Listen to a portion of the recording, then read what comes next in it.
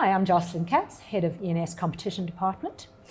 We are celebrating 25 years of modern competition law, and today I have the great privilege of having David Unterhalter, Judge David Unterhalter, here with us to answer some questions, 25 questions for 25 years.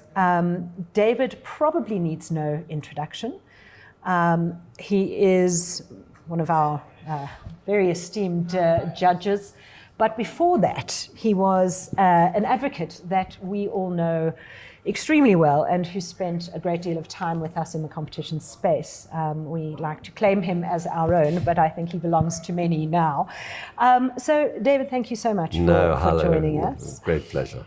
First, a little bit about David the person. Tell us a little bit about yourself. Where did you grow up? Just a little. Yeah, well, I grew up in Johannesburg. I went to school here and then had the opportunity to study overseas, which I did, and then came back and tried to avoid my fate as a lawyer for some time, but didn't really succeed. And eventually ended up both doing some academic law over my career and at the Johannesburg Bar. And then much later, I went onto the bench. So what made you decide to pursue a career in law? Well, as I've just said, there are far too many lawyers in my family, so I did try and resist this fate. But I suppose, apart from it being in my genetic pool, I had a certain kind of idealism about law, which often knocks up against the reality of it. But I still think that law has played a transformative role in the history of this country, and I still feel quite idealistic about it. So I guess I was pulled into law both by familial connection, but also by some of the promise I saw in law. The need to change the world for the good. Why the bar? I think that my talents, such as they are, were better suited to the bar. I'd had a bit of a background in what life at the bar was, and I think it's just the branch of the profession that suited me best. So, I enjoy some of the appearances in courts and tribunals and some of the analytical work that goes into preparing for those cases.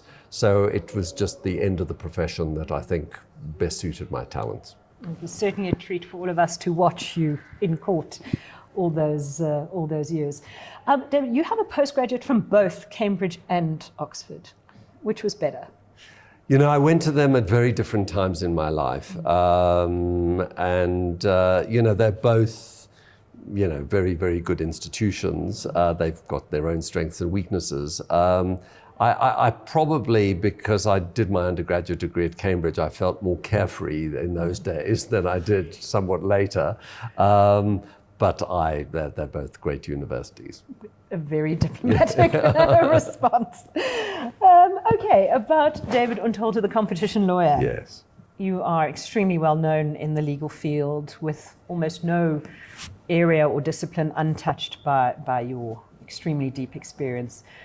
Tell us about your first interaction with competition law. Well, funnily enough, my first exposure to competition law was when I was studying at Oxford, when competition law was in its infancy, even in relatively speaking in the UK, and I did a course on competition law.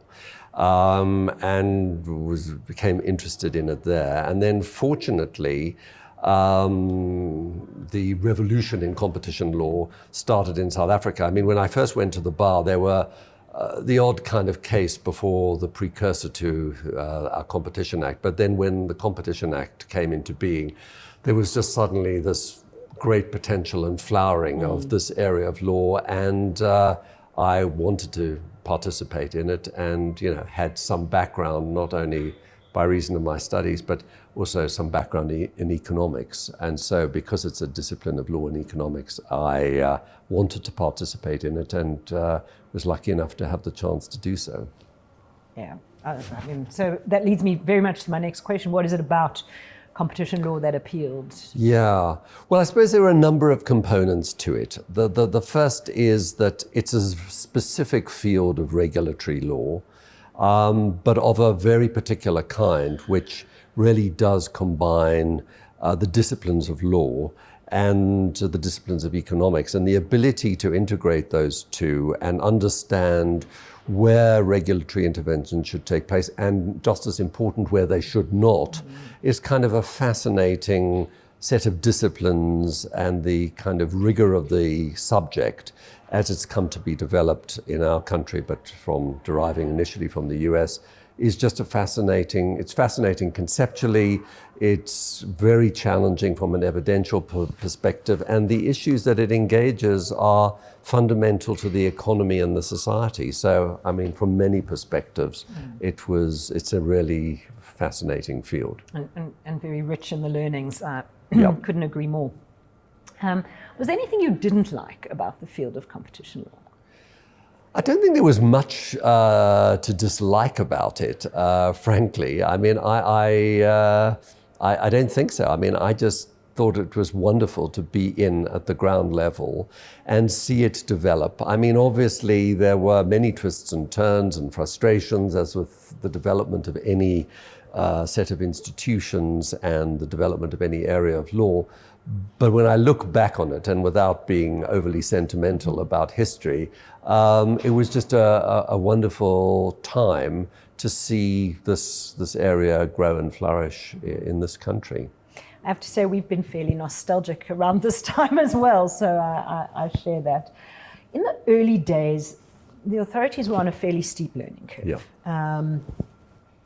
You played, I think in our collective view, a very critical role in the development of the field.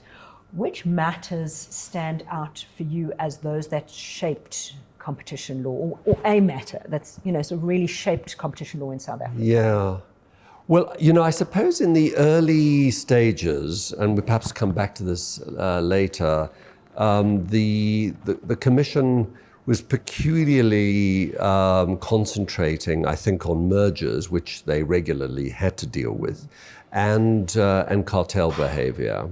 And though there were important cases around in both of those areas, probably most significantly around the development of the public interest jurisdiction.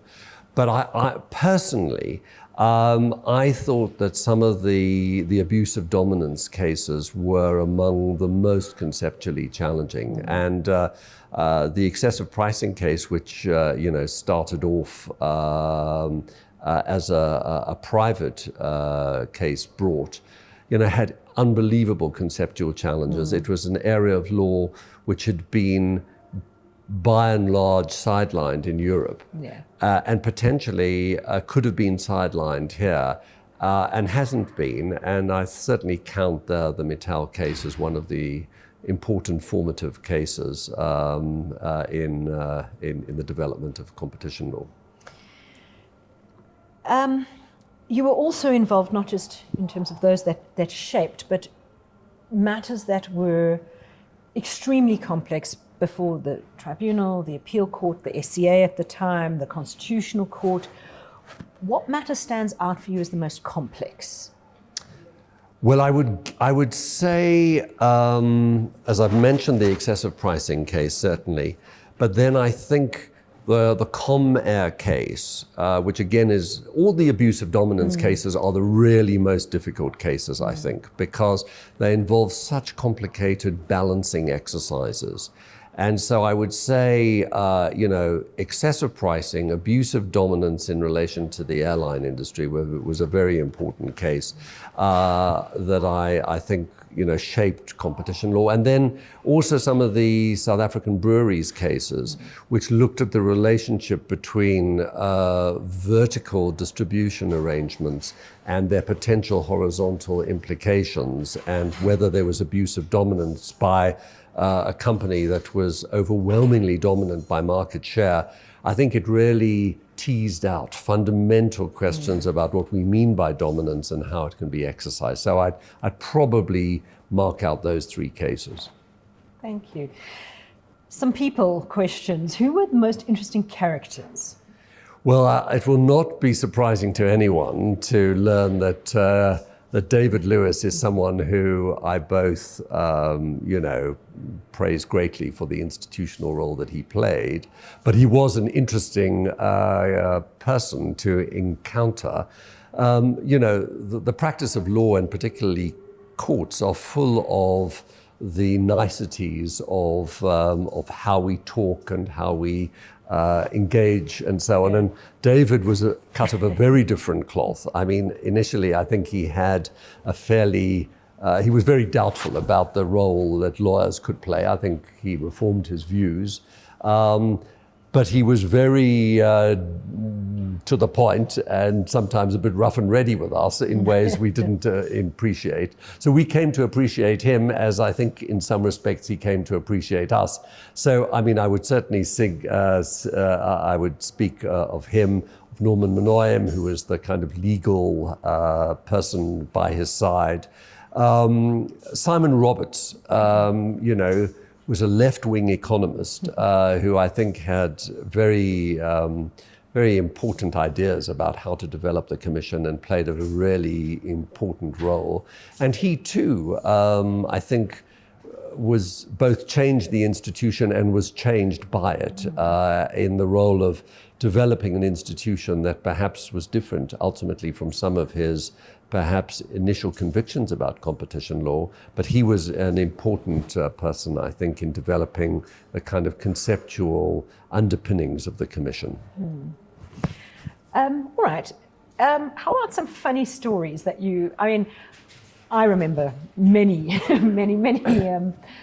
funny stories that come up in cases, but I'll give you one story that I always thought was very funny, which is that I was in a case where we had hired one of the leading economists, Jorge Padilla. I mean, he sort of is one of the leading economists in the world who specializes in this field. And a very senior colleague of mine was the unfortunate advocate who had to cross-examine Jorge. And what happened was that this colleague, who I shan't name, every single time he had to ask or chose to ask a question, he leant over to his own expert, got the question, and then asked Jorge. And at a certain point, Jorge threw up his hands and said, "Well, can't we just avoid the middleman?" And I think there are probably a lot of people who think actually you could avoid the middleman from time to time. So anyway, that's one of the funny little stories I remember. Funny. It reminded me of a story between us with a French witness who some similar interactions. We'll talk about that later. About competition law and policy during the first 10 years. So modern South African competition law incorporated this notion of public interest in merger control. It was very much considered sort of outside of international best practice. There was no case precedent. We all had to sort of find our way. How did you navigate the waters from a advocacy perspective? Well, I think, at the beginning, people perhaps rather, and this wasn't just from the merging parties, the Commission itself was not particularly adventurous with the public interest provisions in the Act. But the Massmart case finally came along, which had no competition issues itself, and then proved to be the important case ultimately for testing public interest. And I think under the guidance of the ultimate decision in the Competition Appeal Court, there was a very carefully balanced view that emerged as to precisely how public interest could play a role. And I think crafted a regime which, although to foreign eyes sometimes looks a little bit exotic and maybe even a little bit high blown, worked pretty well. I think what has happened, though, since that framework was developed is that public interest has become perhaps far too much the overriding consideration because it should play a complementary role rather than an overriding role. And I haven't practiced in the field since becoming a judge, but my impression from the reading that I do in the field suggests that there's perhaps an overemphasis to the detriment of some of the really important and tough questions of competition law that still should play the predominant role in merger control. Yeah, I mean, so we're going to get into a little bit of that as well in a couple of questions' time. But if you could have changed anything in the early years from a policy position perspective, what would that have Well, been? I think what I would say about that is that the Commission, perhaps for understandable reasons, in the first 10 years probably was a little more cautious than in retrospect they should have been. Just in this way, that they concentrated by and large on mergers and cartels, as I've explained. And although mergers can be enormously difficult and complex, they were required to engage merger control because mergers are notified to them. The cartel behavior, though important from a policy perspective, is in a sense the easier part of competition law, given the kind of concerns as to the use of market power within a pretty concentrated economy such as South Africa. I think the Commission could have come sooner to take on some of the more difficult cases. I mean, not immediately, but I think they were pretty slow. And I mean, just to reference a case that I've already spoken about, which is the Mittal case. I mean, it shouldn't have been a kind of public-spirited company that brought that case. It should have been the Commission that did so. And that just reflected, I think, this rather perhaps too great an anxiety about taking on some of the really big, difficult cases. I think that changed, but if you're talking about the first 10 years, I would say, if anything, they were perhaps a little more cautious than they could have been or should have been. So there have been subsequent legislative amendments. Yeah. I think maybe that's actually some of what you're talking about. Do you think that's right? Do you think it's addressed sort of those kinds? Some of it, yes, I think it has. I mean, I think some of the reticence was partly institutional caution rather than necessarily a lack of legislative space to go there. I think some of that has now been addressed in terms of certain of the amendments. I suppose the most significant of those amendments was the initiation of the market inquiry. Again, my perception, I'm a little bit out of touch with the more recent work there, is that market inquiries have continued to be important. But if we look at the net outcome of them, one doesn't really see that significant structural changes have taken place. So one does have to question whether the kind of effort that is put into the market inquiries has yielded the kinds of net gains for the economy that were hoped for them. I mean, I was involved in the health inquiry, and there, I mean, perhaps overtaken by other legislative changes, one sees that not that much flowed from it. So I wonder a little bit whether sometimes the legislative changes deflected the Commission a little bit from its basic knitting, which is the fundamental things that were always in the Act and should have perhaps worked a bit more with that over time. So in the early years, the success of the competition authorities, I mean, as an effective regulator, meant that government and policymakers are becoming more reliant and have increasingly become more reliant on the competition authorities where other institutions have maybe failed. What are your thoughts on that? Well, I think if we look back over 25 years, we would say that the competition authorities in the different component parts, the Commission, the Tribunal, the Competition Appeal Court, is an instance of regulatory success in the country taken overall, because there's been a highly functional system which has engaged a difficult regulatory area. And although one can debate a lot about how successful it's been and how effective in particular ways, in comparison to its peers, I mean, it's head and shoulders above other regulatory bodies. Which has meant that government, of course, has wanted to rely more heavily on it. Not always to the good, because where you have sector-specific regulators, it's pretty important that they should be highly functional and effective in their own fields, and our Competition Act is structured with that in mind. And I would say that there's a kind of asymmetry really in our regulatory terrain, where the relative success of the competition authorities has been unfortunately, to not give enough time and attention to some of the sector-specific regulators. And they should have been developing much more competence and with much more acuity. And we should investigate much more clearly why they haven't done as well. Because they haven't, and it's a big problem. I mean, more structurally, the Competition Act has been an occasion where regulatory intervention has been successful in relative terms, but it has partly been so because of the people recruited into those institutions who both were behind the legislative change and then were willing to work in the institutions to make them successful. The same has not happened elsewhere, and it lacks for talent, basically. They lack for talent, I should say. With the consequences that flow from that, I suppose. Yes, and I mean, it's a structural problem that we have, that we put quite complicated pieces of legislation on the statute book, and we don't think carefully enough about how to apply them through the regulatory institutions that we create. And that's a very big problem. Part of the Commission's success, or at least the history, it's always been, the independence of the institutions has always been very much sacrosanct, and always, sort of in the early days.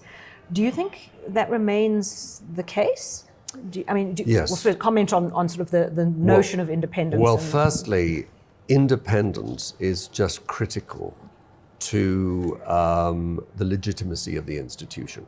People can gripe about many things, and they will often be upset about particular answers that they get. But if they feel and understand and believe that the institution is wholly independent, then it's much more tolerable to take adverse decisions. And I think, essentially the ethic of independence was well established in the Commission and in the tribunal, and obviously, in my view, in the courts too, in the way these institutions came to be established. What I think has happened in some of the latter periods is that there was a minister, Minister Patel, who wanted to use merger control as a particular kind of policy lever in his own use of ministerial power.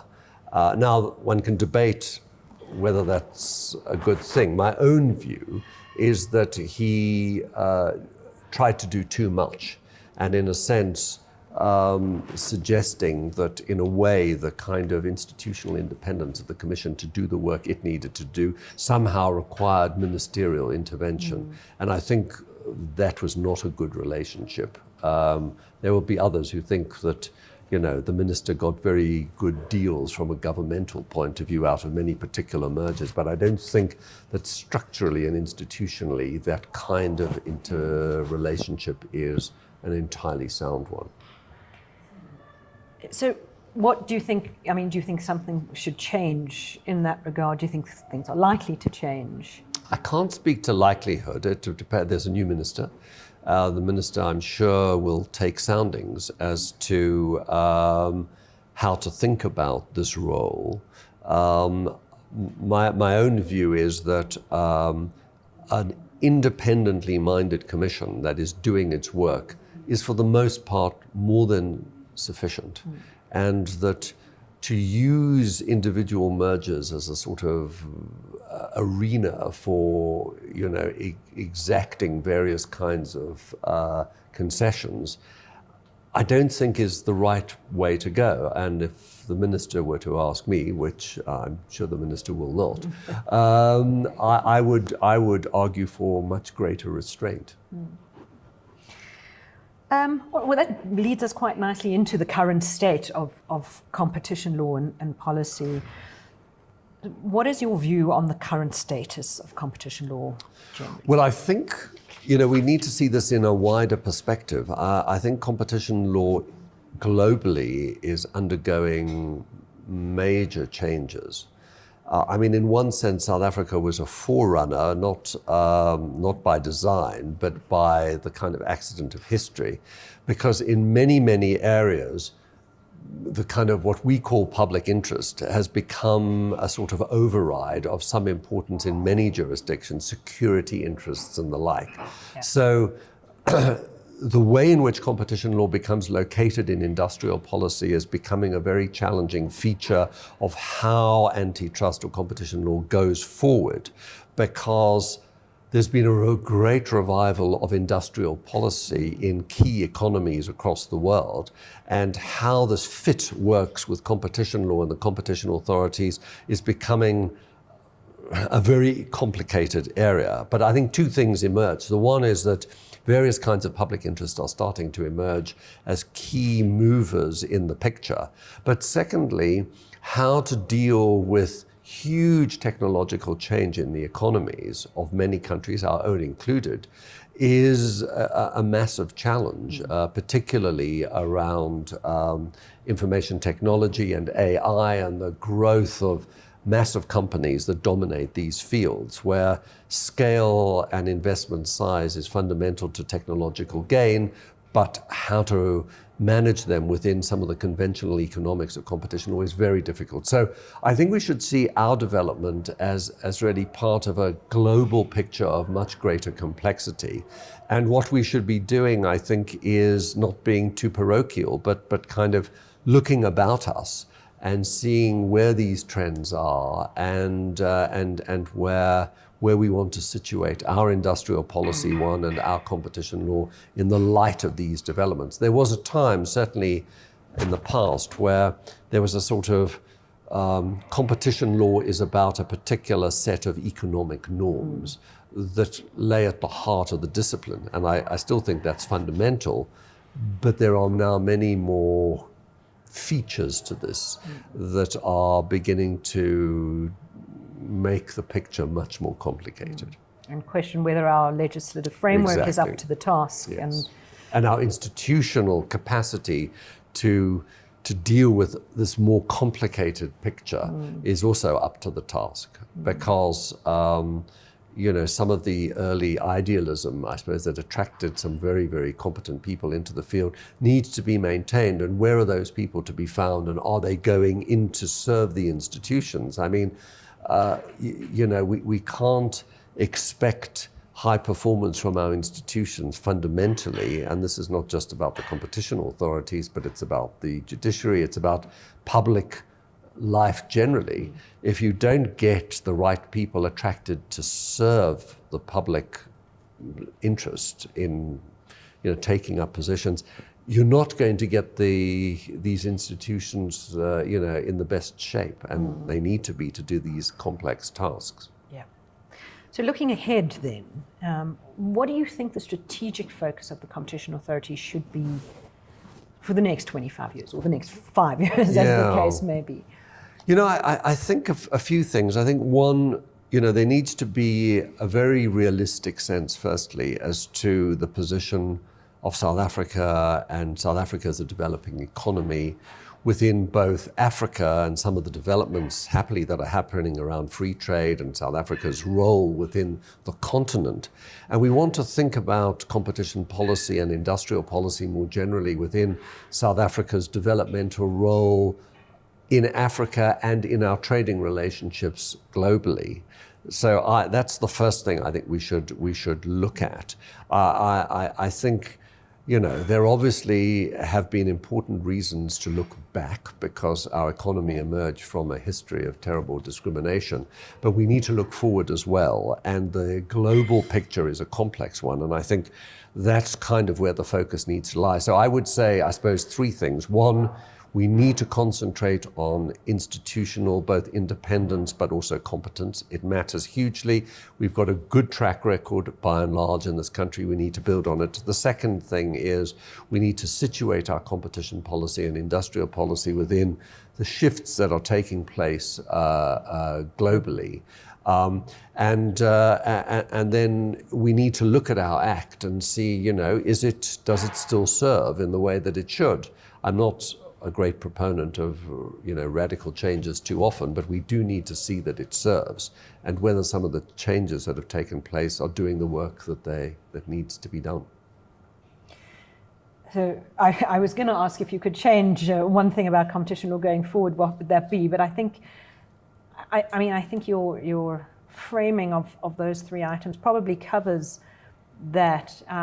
But to just pick up, would you make legislative amendments in the context of the other two items that you articulate? I'm not certain that it's the top of the agenda. I think probably the top of the agenda, I would say, are two things to really think about. The one is, how do we draw people into our institutions for public service? I recognize that you can't always get people to serve for an entire career. We were lucky that we got some people who would. But I do think that the revolving door, though it has its own risks, is an important principle, and it should be an important thing to try and encourage, that people come in and serve for a period of time. It's not all of their career, but it's an important component part of it. So I think we need to think about institutionally, where resources are thin, relatively thin on the ground, how do we attract people into public service? I think that matters. That's a big point. The second is we need to think about how competition policy and our competition law fits into industrial policy. And I think one of the things might be, although there will be thousands who will scream against the suggestion, but a kind of well thought through commission that doesn't last forever and cost lots of money, but just assembles important thinking around this problem going forward, to examine our institutions, examine our law, examine what industrial policy is and how competition law fits into it, is in South Africa's role within the continent and globally. I think that would be an important task to undertake before thinking about, small tweaks, ameliorative changes to the legislation. So what advice would you give the Commission, the Tribunal and the Appeal Court? Well, I think the first advice is some that I've already suggested, which is that, retain your independence at all costs. That matters so much for the legitimacy of the system, and build on what we have as far as that's concerned.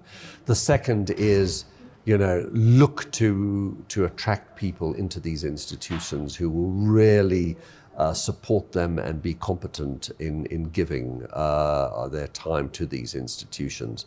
And then you may think this is a small thing, but I don't think it is, which is actually, producing high quality decisions timelessly is such a fundamental part of what makes institutions good institutions. And, to produce a superb decision a year and a half after everyone's forgotten about the merger, never thought it would ever get to finality, is sort of like besides the point. So, kind of proper decision making really is also is about deciding within reasonable time limits and doing so on a well-reasoned basis. I know that's kind of like the nuts and bolts, but it matters so much to how people think about the institution. That is certainly not a small thing for our clients who are emerging parties. What advice would you have for a young lawyer or economist looking to enter the field in South Africa? So I think that, the best advice I think I could give is to kind of really, spend some time reading up in the field, both in terms of the law and the economics. I mean, a lot of which is not easy, frankly. but it is a specialized field. I know from time to time there are those who, sometimes regrettably judges, who come and look at this area and just think that you can read the Competition Act as you might any other statute with your dictionary on the one hand and the word abuse and dominance on the other. I mean, we all know that has very poor results. It's conceptually fascinating but difficult, and those who prevail and succeed are those who are humble about what they don't know. And that's not just something at the beginning, that's something throughout. Being confident enough to say, you know, I really don't know what this means, and I need to find out and ask. So I think being willing to discover, confessing to what you don't know, and having an appetite to find out are the keys in this area, but probably in most areas too. Absolutely. I think that's good advice. Last and final question. You are incredibly sorely missed from this side of the table. Small pebble in the pond, honestly. Yeah. Do you miss us? Do you miss practice? Of course I do. I mean, there are wonderful things about the bench and many really valuable parts of life on the bench. But there are, it's a much lonelier kind of life, much more solitary. Crafting your judgments is something you do, by and large, pretty much alone in your study. There's a great deal to miss about the interaction with such amazing minds across the professions, across the experts who are recruited, the kinds of clients in all their variety and idiosyncrasy, the engagement over the issues and how to make a case and how to present it, and the rough and tumble of trial practice and the things that go right and the things that go wrong.